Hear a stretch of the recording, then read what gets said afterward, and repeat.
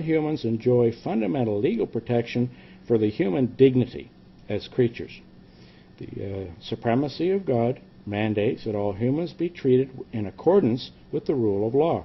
A similar view of this complementary nature of the supremacy of God and rule of law was espoused by David Crombie, then an MP, Member of Parliament, during a debate in the preamble in 1981. He observed, when legal orders relate to spiritual principles, it allows for diversity and dissent.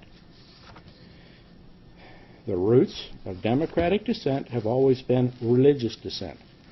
Laws imposed by government were always thought on the basis of an appeal to God. The supremacy of God is seen as a place where normative claims about the Charter rights take on a moral legitimacy. Again, I focus on, in this essay, is the normative concept of human dignity. One might well question what remains of God in all this analysis. Isn't God cleansed of all religious particularity? Simply the embodiment of a general and metaphysical claims about the sources and scope of law? The answer is, I think, probably yes. Moreover, I would argue that this is precisely the reading of the term most compatible with the values of the Charter. So, ironically, the process of breathing life into the idea of the supremacy of God in the Charter may well alienate precisely those groups seeking the advancement of religion or religious agendas through the courts.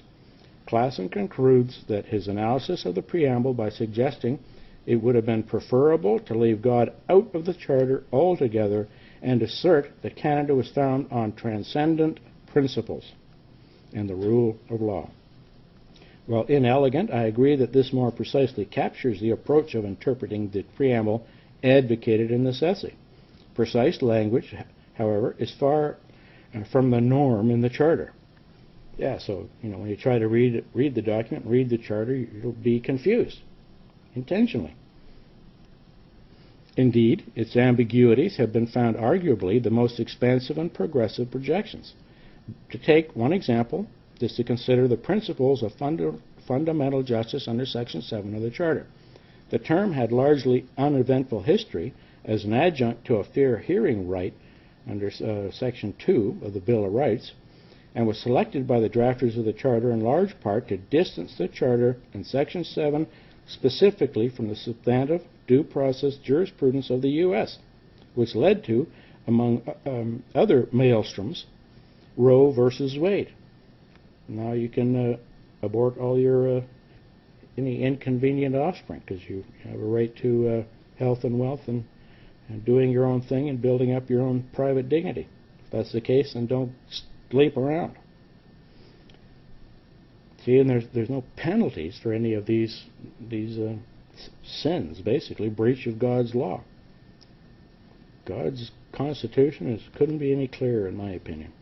Faced with an ambiguous term, the Supreme Court of Canada gave a legislative history of the Charter's vote, but not a veto over the content of fundamental justice.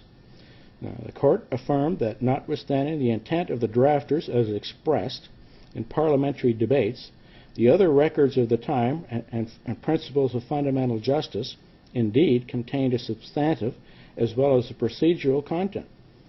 That was what was interesting. 15 years ago, when all of the old documents were found on the Federalist debates, showing that God was intended to be placed in the U.S. Constitution. And that's a very good book. Actually, I can't remember if it was sent to the Americans, so you had a copy of it on your shelf to pull out when people are saying that the Constitution insists on the separation of church and state. What it did was prevent one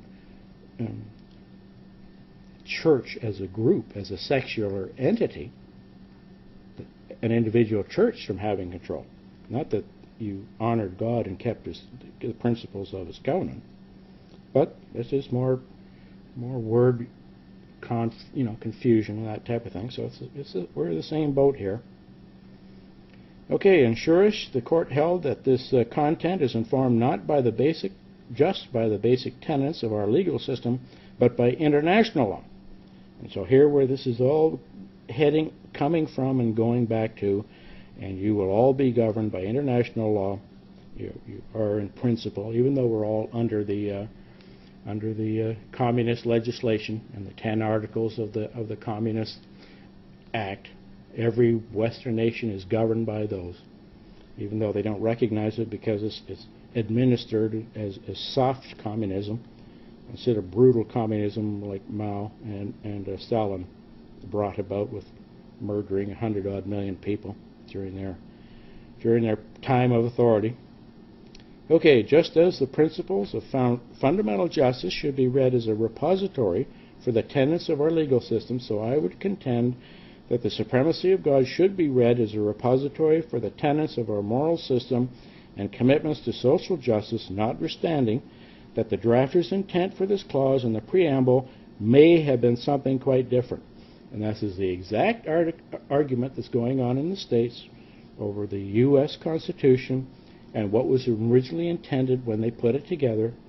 And that's why, I think it's Christian content and character is a good reference manual to have in your library, because it shows that that's totally false. It's a lie. Okay, in light of the alternative view of this preamble's effect, it is clearly necessary to move beyond religious sectarianism in order to understand God as a constitutional paradigm. That it is to a brief sketch of the contours of such a paradigm that the proper place within it of human dignity I now turn to by way of a conclusion, dignifying the Charter by constitutionalizing the Almighty. I have suggested that there is a larger role for the supremacy of God in the preamble to the Charter that has nothing whatever to do with religious convictions of a particular religious traditions, but rather with the universal aspirations to moral and good justice. Well, God's covenant is full to the brim with moral and social legislation and rulings on it, where the Canadian Constitution is intentionally lacking and gone, doesn't exist, and they can change it from decade to decade, depending on the situation at the time. Situational ethics. Okay, no one religious or secular or political or judicial leader has unique or superior insight into the meaning or mandate of God.